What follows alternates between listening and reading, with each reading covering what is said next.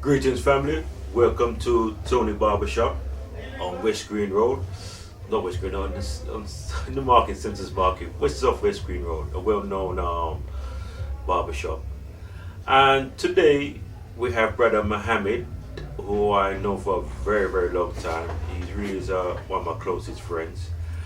And today, we'll be reasoning and we're talking the whole thing about business. Also, he'll be sharing his journey with us. And just to give insight into brother Mohammed, that he's been a community activist for many years. I would say for more than 25 years. More than 25 years, and you'll probably correct me. How many years he's been on the road of liberation, and he's been consistent. He's got a fire about him. And what I like about Mohammed, that he's not so much what he says, it's what he do. What gives him more status, more power to who he is today. And he never just come out just like that. It's been a serious journey. Mohammed, we could talk for another hour. We're going to be scratching the surface about you, my brother. Trust me. Let me just shake your hand first thing. And it's good to have you on in Tony's Barbershop. We have opportunity for you to express your philosophy, express your thinking, and just free up yourself, my brother. But first thing to ask, my brother. First thing to ask, how are you feeling? I'm good. You're great. Feeling good, yes, sir. Fantastic. And give a little background about yourself, my brother. Wow, where can I start? Grew up in Islington. Was good in high school. Joined the military. Went to college. And started to work in management in Tottenham Road back in the 1970s.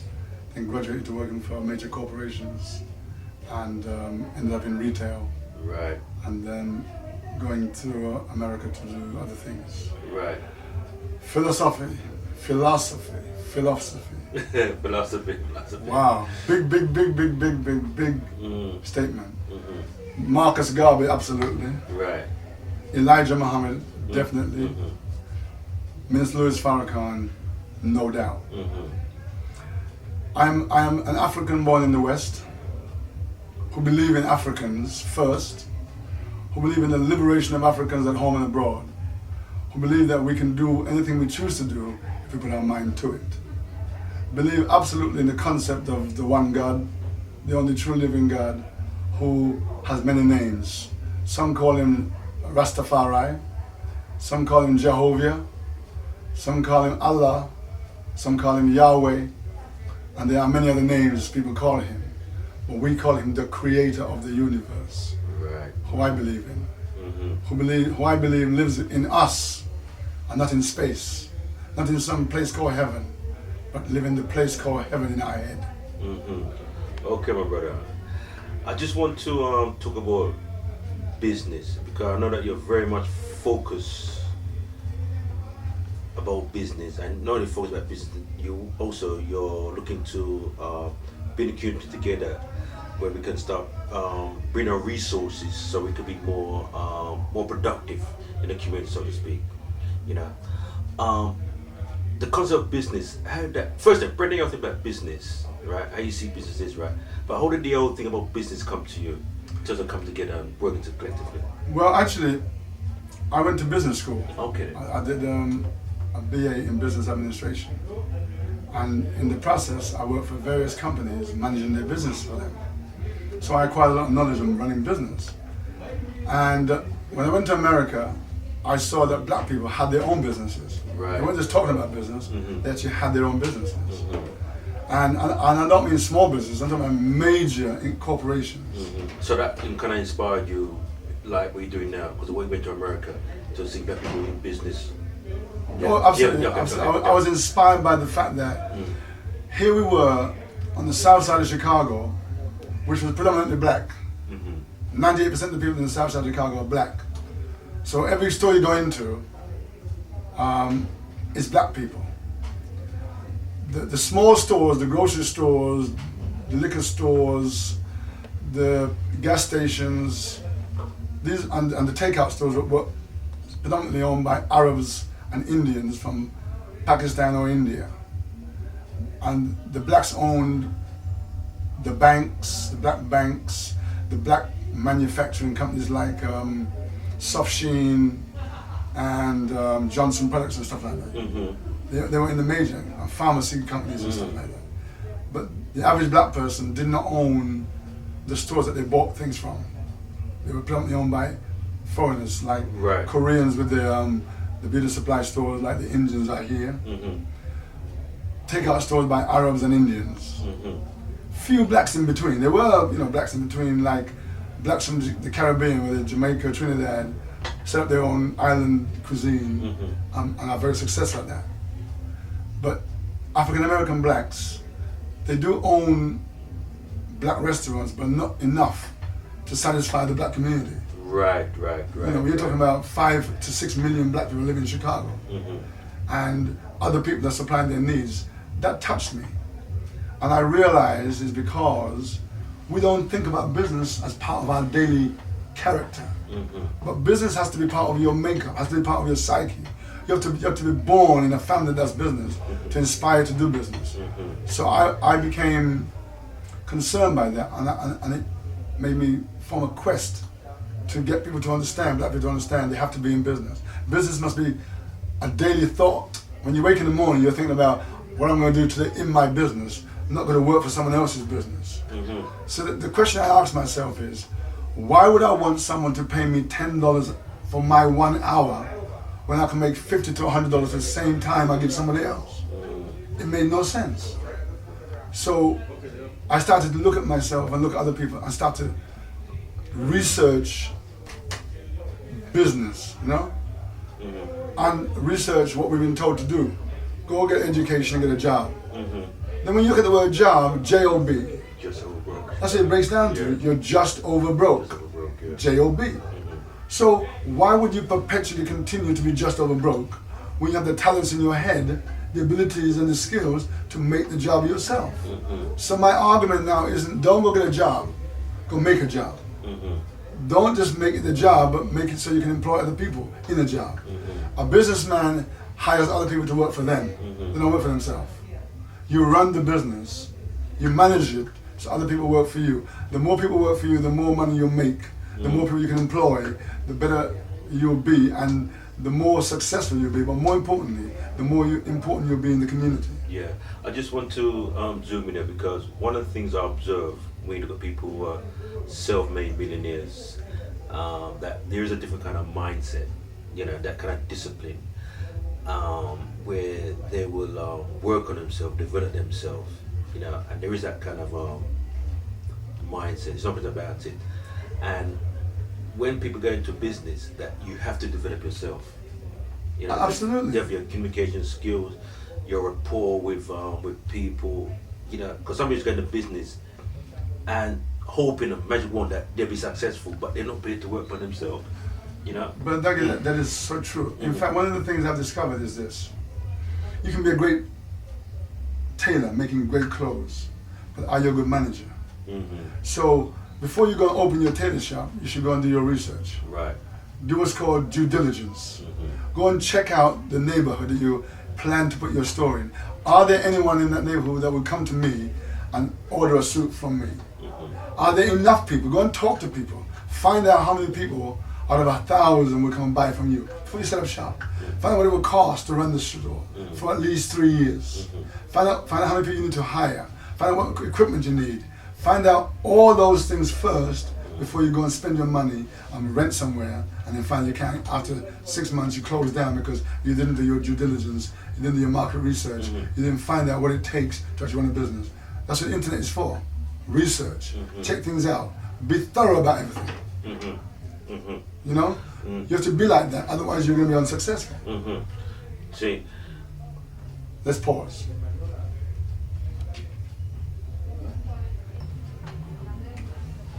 Great things. Mohammed, I wanted to talk about what is business. What is business? Business is everything, and everything is business. Business is, when you do your taxes, that's business. When you work for somebody else, they're in business. When you go to the store, that's business you're going to. When you go to the gas station, that's business. Everything you do is business. You just don't realize it's business. Yeah. We don't understand what business is. That's the problem. But in fact, we're dead. You know what I mean? There's a business there. Exactly. You know, business there. In fact, I was talking to a sister yesterday, and we're talking about relationship. But how I look at relationship now, when you gave up in a relationship, you're going to look at it as a business. It is. Definitely a business. Your children is a business. Absolutely. What you invest into, you want something in return from it. You know what I mean? Not for yourself personally, but you know, for the community. You know, so everything is business. Everything is business. You know, so you're absolutely right. But brother, I want to bring it right around and ask the question is, what are you doing now? Right now I'm working on a number of things. The main one is the Black Business Network. You remember we had the Yes. seminar on the 11th of June. What we've been doing, we've been honing our skills. We've been grouping and forming teams to put on our next seminar so that we can bring more black people to the seminar to teach them what business means. The Black Business Network will allow black people who is in business to join forces with other black people in business to bring more black people to shop from them. The idea is to make black people understand that the more you buy from your own, the more stronger they become, the more stronger you become. Mm-hmm. So the Black Business Network will connect black people to black people, black businesses to black businesses, to enable them to come together and use their collective resources to empower them, to enable them to buy larger quantities of whatever they buy. So for example, let's say we have 4 black takeout stores and they bake, they fry dumpling and they fish and ackee and saltfish and they buy lamb and they buy goat and they buy all this other stuff. They're cooking, but they're buying it individually, so they're paying higher prices. If all 4 of them got together and bought it as one, they'll pay less because now they're buying wholesale, and they'd pay less for it, and they can then divide it among themselves and reduce the cost, and using that saving to invest in the business. So they're not doing that. So I am suggesting that black businesses need to get into what's called collective groups, so that they can become more of a cooperative as opposed to be individual. Same with the barbershops. If you take, for example, West Green Road, there's at least 10 or 12 black barbershops on West Green Road. Why do we need 12 barbershops? When really we only need 4. So what all of them should do is come together as 12 owners, join forces and have 4 stores, and they split themselves up in those 4 stores. That way they can give a better service to each customer, get in and get out faster. They can buy all their supplies together, reduce their cost, reduce their overheads. Instead of having 12 stores you're renting, you have 4 stores. You just saved 8 stores rent per month, which can go in your pocket. Right. You know, these are things that we can do. Okay. I want to touch on the other thing about customer service, because on the radio, you know, we did really explore that, and one of the things is quite clear that the customer service within the community is very poor. Very poor. We have to be honest with that. You know, I'm not saying that people are bad people. There's nothing to do with that. You know what I mean? It's just that what we find that their attitude is not very welcoming.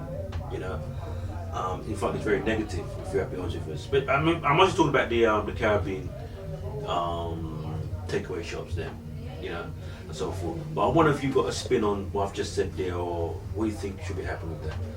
Well, first of all, like you said, these ain't bad people. No. And they don't intentionally give bad service. It's because of a lack of understanding of what service is. That's right. See, I used the word before. I said we are an ignorant people. Go look at the word. The word ignorant don't mean stupid. It means lacking information, lacking knowledge. That's what ignorant means. And it's also, the word ignorant comes from the word ignorant. To ignore the facts that's in front of you, even when they're obvious. You become an ignorant. You're ignoring the facts. That's what we mean when we say ignorant. It doesn't mean you're stupid. It just means you don't understand what you should understand based upon a lack of knowledge. Right. And so what happens is, this is transferred in business. Because black people don't understand, when you get in business, it isn't just opening the store.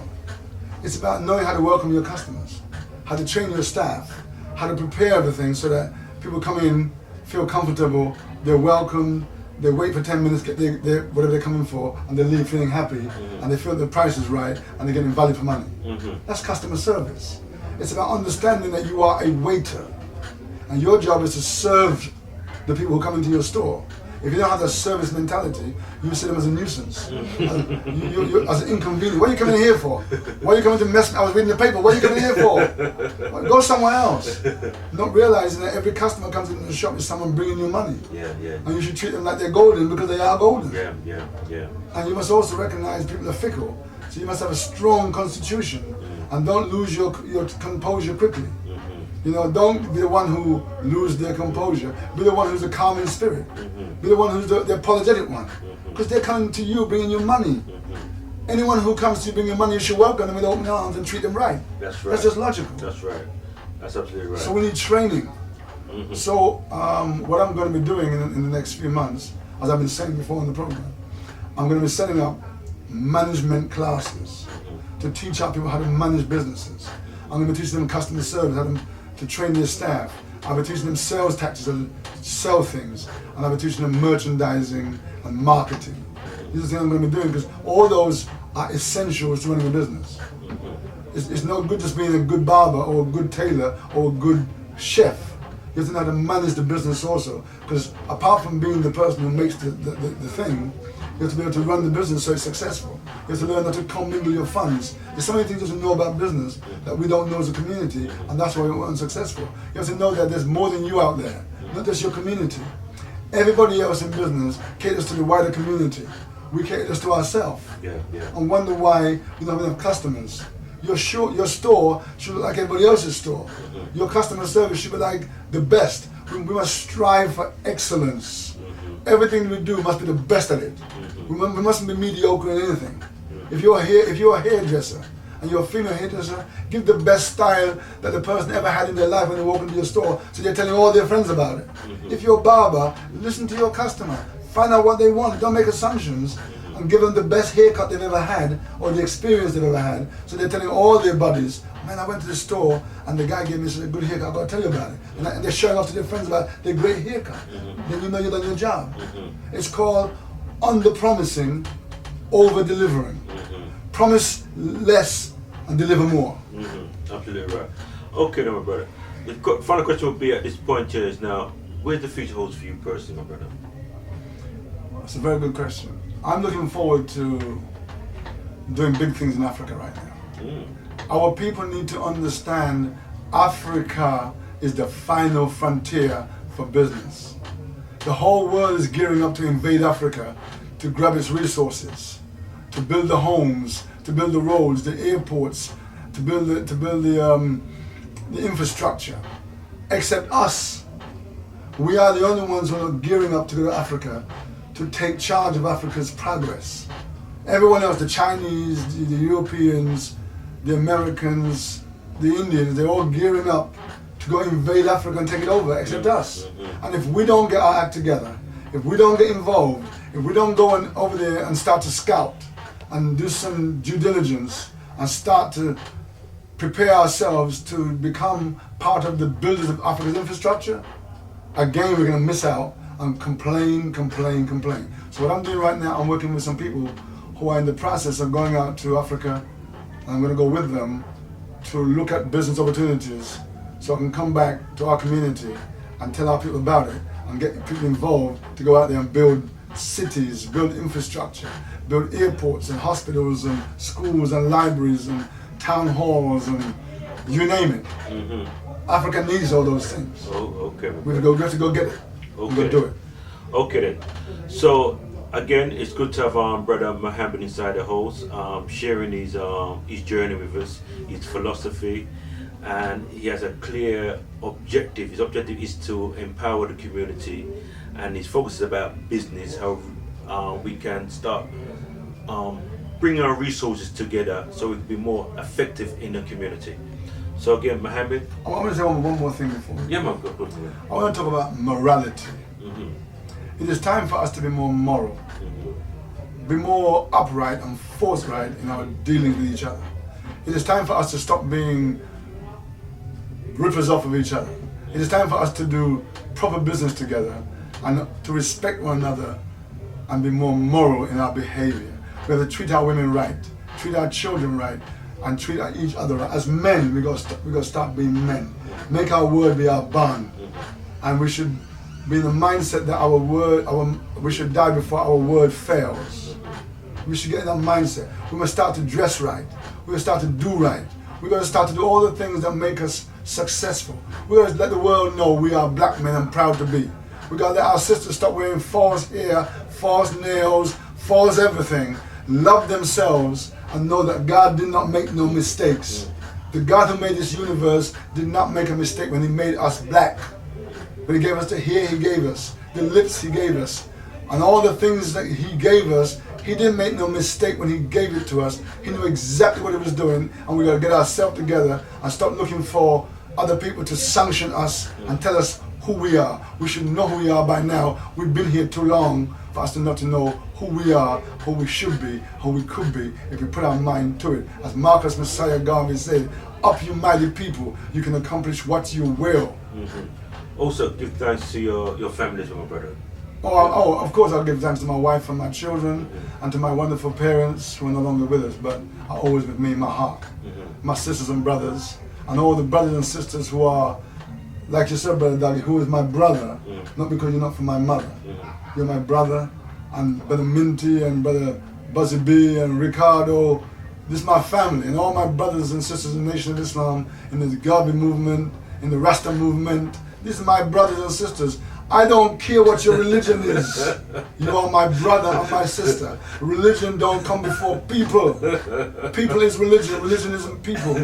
We are black people, African people, and we gotta put all religion to the side and become brothers and sisters first. Say that again, man. Religion don't come before people. Religion don't come before people. People make religion. Religion don't make people. That's quite powerful. We got to drop religion for each other and put our religions on the back burner when it comes to us. Because before religion we was. After religion we still will be. We were first, we're the Alpha and the Omega, and that will never change. So we got to let religion not be the dividing factor, but the unifying factor. And when someone is a Rasta, welcome him. When someone is a Muslim, welcome him or her. When someone is a Christian, welcome him or her. Because at the end of the day, we black people. And our enemy don't care what our religion is. He will kill you and me in a heartbeat, regardless to our religion. And as my wife always quotes, it's so shameful that the drunk is more intelligent than we are, the people. The drunk don't care what the label on the bottle says, they only want the content. And when they finish drinking the content, they say, oh, what was that label?